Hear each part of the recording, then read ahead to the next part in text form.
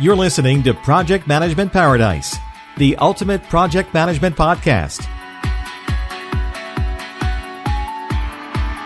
Hello again and welcome to Project Management Paradise. Johnny Byrne here, and this podcast delivers real project management insights from experts around the world. In this interview, I speak with Peter Taylor about his book and podcast entitled The Lazy Project Manager. Hello, Peter. Hi there, how are you doing? Good. Thank you very much for joining the podcast. My pleasure. You're no stranger to the whole world of podcasting. No, I have my own podcast, so I'm delighted to be a guest on someone else's for a change. Great. Can you tell us a little bit about your background? Yeah, sure. I mean, if someone asked me what I am, I guess I would say I am a project manager. That's what I've been doing for many years, shall we say. But in more recent times, I've become a fairly successful author with The Lazy Project Manager and a number of other books, and I enjoy traveling the world and speaking at conferences and events like that, as well as leading a fairly significant PMO for a sort of billion-dollar software company based out in the US, where we're kind of building a kind of new project-focused based group. Got 200 project managers, 5,000 projects a year, so all of that keeps me pretty busy. Sounds like it, I'm sure. And just a lazy project manager, if one was interviewing one or looking for one, what are the traits, if you will? I mean, the lazy project manager, look, how to get on in life is to insult your profession, really. It's, some people kind of like it and some people don't, but most people kind of like it more than the others way around, at least. So, a lazy project manager, I would encapsulate, it's really reminding people that they need, in the challenging world of project management, they need to be really focused. So it's really, it's about working smarter and not harder. It's about applying your efforts, your time, your focus in the appropriate areas to make a real difference. And it kind of comes from the background of a lot of, seeing a lot of project managers getting dragged down into way too much detail and then being frustrated about not being able to make their projects move forward proficiently and efficiently and to be a success. So it's working smarter, not harder is the simplest term, I guess. And for those who may not have a copy of the book yet, what else is in the nuggets within the book? Sure. I mean, and I like the yet. That's a great one. Yeah, if you haven't got the book yet, definitely go out and get a copy. So the book itself is written based on my own personal experiences where I learned a whole series of lessons during my years as a project manager and have had the advantage of being able to reflect on what is the most, what I term productively lazy way of doing the various components. So it takes you through the life cycle of a typical project. And, in kind of the higher level stuff is there's a lot of application of the 80-20 rule. What is the 20% that you focus on? What is the 20% of things you should be doing that delivers the 80% return on your own personal investment? So, that's one of the key things behind the book. I also have a concept called the dinosaur theory, which is that, and this is based on a Monty Python sketch, but, my argument is that people look at projects from a project management point of view incorrectly often. They see it as an ever-increasing workload, whereas I would say it's a mixture of thick, thin, thick. The start of the project is all about some grounding, some foundations, some real work the project manager has to put in. But with those foundations, you should have a positive launch pad for your project and allow you to work in the most efficient way in the middle of the project. And that's really all about the project team being cohesive and efficient in what they're doing, and you to be very proactive as a project manager rather than constantly being reactive. And at the end of the project, I argue that it's kind of it's kind of like a extra effort at the end, because that's a valuable period for mining experiences, lessons learned, etc. It's going to help you and your project team just be better next time around. So if you look at sort of the two driving themes in the book, that's probably it. It's the 80-20 rule and this viewpoint of how a project should be balanced from a project manager's point of view in order to be most effective during that long middle part of the project when the project team are doing, if you like, all the real hard work, and your job is to lead them, guide them, help them, mentor them, assist them to overcome challenges, etc. And one of the key points I make is that if you're operating at 100% capacity in the middle of a project and there is a problem, and there will be some challenges for sure, then what do? You either have to stop doing something or you ignore the problem, and ignoring the problem is never good. So that's kind of it in a summary. And for an organization then that sometimes doesn't encourage effective working, that you have to be seen to being very busy, what would you say to that sort of a culture within an organization? Yeah, it's a challenge, I know. So people often ask me that about, okay, I like what you're talking about. It makes sense to me that I should be a lazy project manager, but the organization demands I'm there. Even if I've done the job, I have to be there. And I admit, I suffered a little bit in my early days because I used to work for an organization organization like that. And I knew that when I was getting in my car to drive home, I live quite away from the office, that kind of political period at the end of the day when all the opportunities to mix with senior management took place, and I was more interested in getting in my car and going home. But I felt and believed I'd done a good job. I mean, I would say my advice is two things. I think the productive lazy approach will win out eventually, but you can't go into it, deep dive straight away. It's just you have to begin to prove certain aspects of it. You have to behave that way, have small achievements, demonstrate this sort of behavior, and gradually evolve your reputation and your career along the right path. I mean, if you're an organization that expects you to be there at 5, 6 o'clock at night or whatever, it's probably not a good idea if you suddenly just stop doing that, because people will begin to question it. But if you consistently demonstrate success in this kind of most efficient approach, I believe you will win people over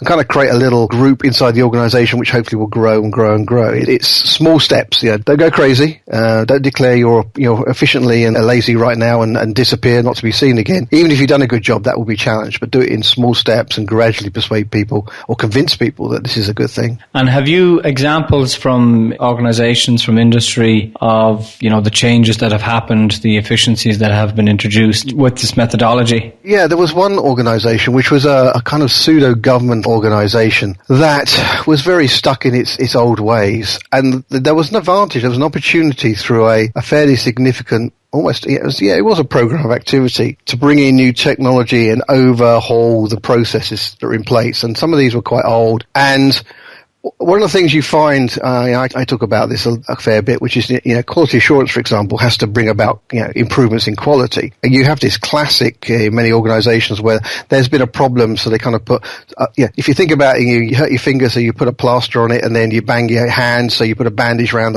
over the top of the plaster, and then you hit your elbow, and so you put a big plaster cast. Organizations do this with many processes, and particularly in quality assurance. Because something goes wrong, they keep building in more and more and more overlays of administration that don't really bring about any significant value. And so in this particular organization, there was an opportunity to go back, and by being involved and having that sort of mantra of, let's be effective, let's look at the 80-20 rule at every stage, the organization stripped down their overlaying processes and methodology for undertaking projects in the future to a very lean and not really agile, I guess, but it was significantly less than the very, very cumbersome admin-heavy process that was in place beforehand. So having that thought of being productively lazy as a kernel, you may not call it that, but you may call it lean, you may call it an application of smart thinking, it may be the 80-20 rule, whatever. If you have that in mind and you validate against what's going on every step, you can see where the unnecessary burden and overheads and slowdowns take place, and it allows you to bring about change as a result of that. And where does an organization, where do they start? I mean, do you go in and suggest that the project sponsor, stakeholder, CEO says we're adopting this methodology, if you will, then there's a training program? Or how does an organization implement such a almost controversial or definitely attention-grabbing headline going, we're all going to adopt this lazy project management or manager type? Yeah, it's rarely from top down, if I'm honest. It tends to be a bubble up. It's more that you're going to, a number of project managers will identify already working this way. In fact, only today I was contacted by someone who had just read the book and said, thank goodness someone else thinks like me. So I think, what I see mostly is that people get this, they get connected to the idea, and they start to share that kind of, do you realize this is the way I work? And, why don't you, my peer, my colleague, my fellow project manager, think about working in this way? Or I've seen it where people, have a more formalized mentoring program in place when, a lazy project manager is mentoring, feel like a non-lazy project manager. I mean, I do a lot of keynotes inside organizations, and so they certainly hear the message. But as yet, I've not had a CEO say, we're all going to be lazy from this point forward, I must admit. But I was very excited. It was last year, I saw a job advert for a project manager, senior project manager, and one of the attributes they wanted was a lazy project manager. And I was very excited that someone would actually put that out there. So, it's kind of a gradual revolution, shall we say. So in all your experience then, what other gems have you got, or what would you suggest to a modern day project manager, apart from just what we've discussed? You've got lots and lots of experience. What other ideas or nuggets can our listeners take away? One of my other, there's two things I'm really kind of excited about at the moment. One is the world of social project management, and that is my new book, The Social Project Manager, is the advantages of the digitalization of communication, along with normal communication, of course. You're not just going to go through the electronic means, but the evolution of that sort of technology, the transference of stuff that we've adopted in our personal lives through social media, and being able to use that productively in the project workplace, particularly with the kind of decentralization of project behavior and the opportunity of mass collaboration. So I think that's one massive opportunity for us. And at the other end of the spectrum, for a number of years now, I've been talking about the campaign for real project sponsors, because, I came from the generation of the accidental project manager. I just fell into it like many people of my generation. And we don't live in that world for the most part now. It's exciting. You see people coming through with degrees and base training in project management, and they want to be a project manager, or they want to experience project management on their journey in their career, which is fantastic. So we're in a generation of the intentional project manager. But if I compare that to the world of project sponsors, most of the project sponsors that I have engaged with or people talk to me about really often don't have a project management background. They don't understand projects necessarily. They certainly don't understand how to be a project sponsor, and no one's helping them. So important though project management is, if you look at all the definitions out there, the most important person on a project is the project sponsor, because they are ultimately responsible for the success or failure of the project. They are representing the investment, the change within the business, and yet we're seeing in many cases some very poor project sponsorship behavior, and that causes a real problem for the project manager. So I also wrote Strategies for Project Sponsorship, and it was aimed at helping project managers fill that gap when they don't have a good project sponsor, or they have a project sponsor who behaves in a way that isn't helpful to the project manager. So, there's still a lot of challenges out there, and there's still a lot of things, there's still a lot of opportunities, I think, for project managers to move forward and grow in the profession and in their capabilities. And for such an important role in an organization, this is interview number 6, and I think I'd have to go back to them all again in detail. But most of the people I've talked to, they've said they've got into project management by accident. Yeah. And you've mentioned it as well. How come it's so accidental in such a critical role? You don't hear that the financial, the CFO was there by accident, or a quality manager, or, why is project management so accidental? Or is it? Well, I don't know. I think, if I reflect on a number of people I know working in various industries, you could say to a degree they were accidental. A lot of them have moved. If you look at what they qualified in at university or whatever, and where they ended up, but they probably wouldn't describe it as accidental. I think because, exactly as your words, project management is so critical that the concept of the accidental entry, I think, is more obvious. Now, of course, there are many people who have decided they want to be a chief finance officer in the early days, and they've trained and moved through the appropriate levels, and that's their career. And people moved into marketing and all the rest of it. So there are people who really have a clarity. I think part of it is that, it really evolved in the the 70s onwards. So anybody who was in business at that point, there was a growing demand for projects and therefore project management, and they had nobody to turn to. So therefore they just turned to people who organizations thought they either had enough time or had an attitude and aptitude. And so, that accidental activity is kind of to be expected. I think these days, organizations should really question if they start handing over relatively significant parts of their strategic change investment to amateurs is a harsh word, because these people might well be very qualified in many ways. But if they're not, a true project manager, then there is an increased risk to the organization. So on one hand, as I said, we're seeing a massive flow of people coming into the workplace who have at least a basic understanding of what project management is, and that's great, and we can build upon that. I think something like 50 universities in the UK now offer some sort of, master's or degree course in project management or program management, which is fantastic. There still are some accidental project managers out there. I think it's less, but we are absolutely in a generation of the accidental project sponsor, which I think is a bigger challenge for us right now. And on the social side, are you talking about, the future of project management software? And we'll have a large collaborative, almost Facebook group, instant message, Viber-like kind of environment where I guess we're, if we want to be in a group conversation, not 24/7 obviously, but during the working day or night. Is that sort of environment is what you're suggesting? That's one of the, if you like, that's one of the engines behind it. The technology has reached a point. We know. So in our personal lives, we have seamlessly adopted LinkedIn, Twitter, Facebook, all the rest of it. But in the workplace, I think we're beginning to learn how these or similar tools can be utilized. And certainly, if you look at the software suppliers out there, whether they be the niche players that are coming in, or whether they be the enterprise players we all know and love or hate, who are moving into this area as well. There's a whole lot of acquisitions going on. So there's a foundation of technical capability to do this. That's the kind of easy part. The harder part is to find the effective way of working with these tools to support project management-based activity. One of the cries I hear from project managers is they're doing all the normal communication, but they've been told they also have to do a blog and they also have to tweet about it, and one company wants them to have a Facebook page. It's like layer upon communication. It's not necessarily most effective. It's kind of anti-lazy in many ways. So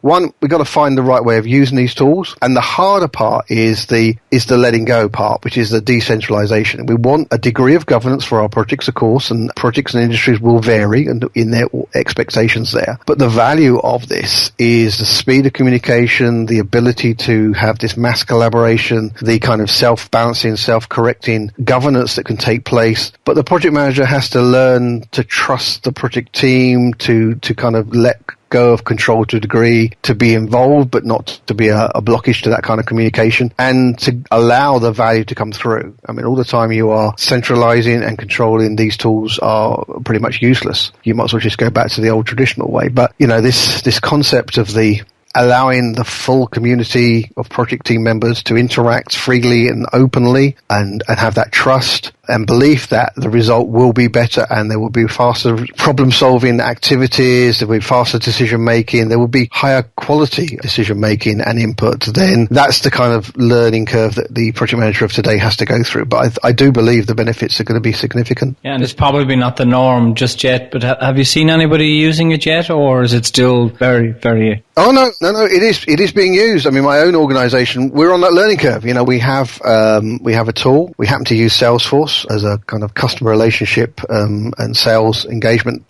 tool. That comes with a product called Chatter, and that's supported by communities. We're learning to use Chatter right now. You know, we're doing some good things and we're doing some not so good things with it. We are definitely learning how best to have that. And one of the hardest things is, you know, for the organization to accept that Chatter groups are open, free discussions. Anybody can join, anybody can contribute, anybody can comment. You know, we have some rules and we're evolving those. Or the rules are probably wrong. Yeah, guidelines. You know, there's certain things you should and shouldn't say in that kind of open forum. But generally speaking, we're learning to have that open, free conversation. But we're not there yet. You know, I think we're a good 12 months away from truly being effective with this. And we're not alone. There are a number of organizations out there who are getting to grips with this and understanding it. And I think the challenges are common amongst all those, which is, you know, letting go, being free, being open, that, you know, all comments have some value, that if someone says something that's wrong, others will self-correct it and challenge it, and the consensus will be correct, you know, etc. So I think it's exciting times ahead. And is it intended to replace meetings, or, you know, where minutes need to be recorded or risks are identified and need to go into a risk matrix, or, you know,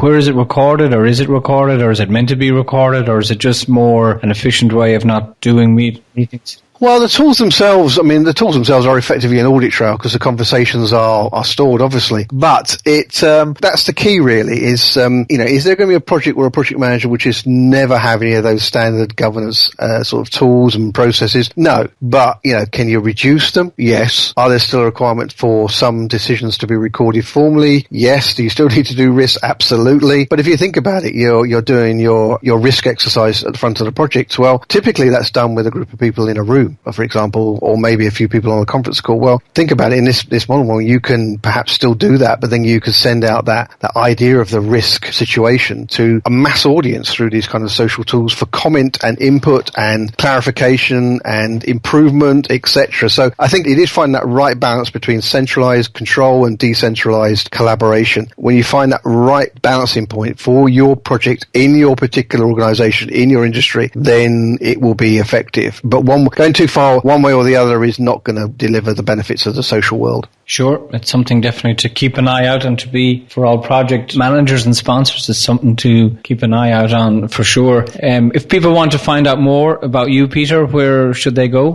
So the easiest is to go to the website, which is www.thelazyprojectmanager.com, lazyprojectmanager.com. Great. Well, we'll definitely include that in the show notes. And thanks again, Peter, for taking the time to join us on the Project Management Paradise podcast. It's been my pleasure. Thanks very much, everybody, and be lazy. Well, there you have it. Who knew you could be productively lazy? You will find a link to Peter's website, his books, and his podcast in the show notes at projectmanagementparadise.com/6. We'd also love an honest review and welcome feedback about this podcast at the same link. That's projectmanagementparadise.com/6. Thanks again for listening, and I hope you can join us again next week. Thanks for listening to the Project Management Paradise podcast at projectmanagementparadise.com.